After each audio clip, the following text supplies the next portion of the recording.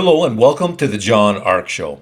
Today's episode is called Fake News Channels Now Panicking. Before we begin, I want to encourage you to subscribe to our channel for free. You can also like, comment, and follow us. We're going to have a lot of great celebrity interviews coming up, so make sure to click on those notification bells so you can be notified every time we post a new episode. Also, we ask that you post a link to today's show on all your social media to help spread the word. Now, let's get started. A number of fake news channels are now panicking. And when I say panicking, I mean desperation. We can't reveal which networks are in full panic mode, but it's already obvious to most people watching them. They are now experiencing a perfect storm of self-created problems, shrinking audiences, and inability to compete with the technological and competitive changes taking place in the marketplace, and many other problems. First, let's begin with some of the obvious problems.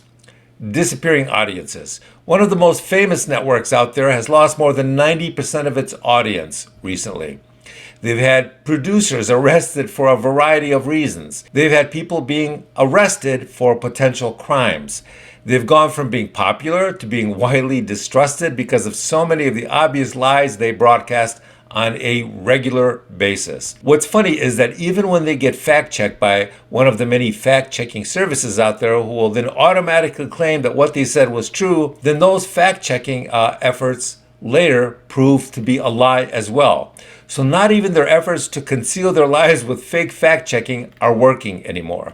There are other fake news networks with ratings so low that they're trying to migrate some of their content to their streaming apps, but that's almost comically stupid and desperate. Why is that? Because if no one is watching your fake news channel when it's free, why would anybody pay to watch your fake news on a streaming app? It's almost like the executives running these fake news channels are in such desperation mode that their ability to exercise common sense has been destroyed. Some of the decisions they're making to try and turn things around are the exact policies you would pursue if you were to try and deliberately destroy a news network. Another thing that's interesting are the endless parade of rumors we keep hearing about billionaires supposedly being interested in buying some of these fake news channels. These are common lies told by representatives of some of those same networks in an effort to see if any real billionaires may come to the rescue and buy their channel. What they're hoping to do is to drum up some offers from real billionaires by creating the impression that there is a frenzy out there when in reality it's just the opposite.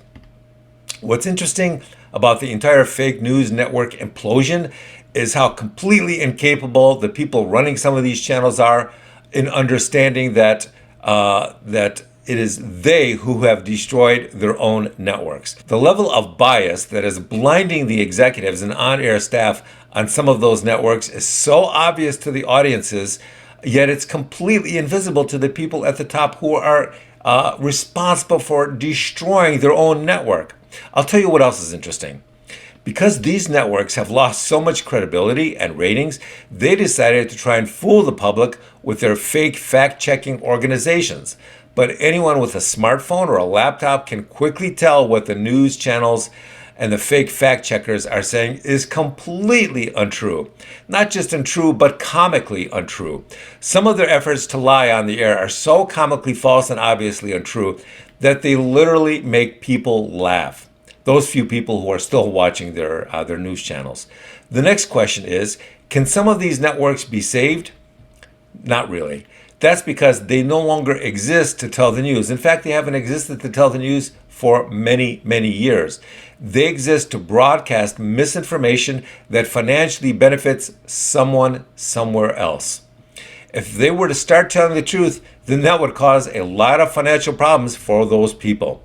And those financial problems would cost far more than the value of some of these silly imploding news networks. I will say this, when someone does launch a news network that demonstrably tells the truth and the audiences see that, then its ratings and clicks and followers will skyrocket afterwards. Thank you for watching. I want to encourage you to subscribe to our channel for free. You can also like, comment, and follow us. We're going to have a lot of great celebrity interviews coming up, so make sure to click on that notification bell so you can be notified every time we upload a new show. Also, we ask that you post a link to today's episode of our show on all your social media to help spread the word. Thank you, and we shall talk to you soon. Bye-bye.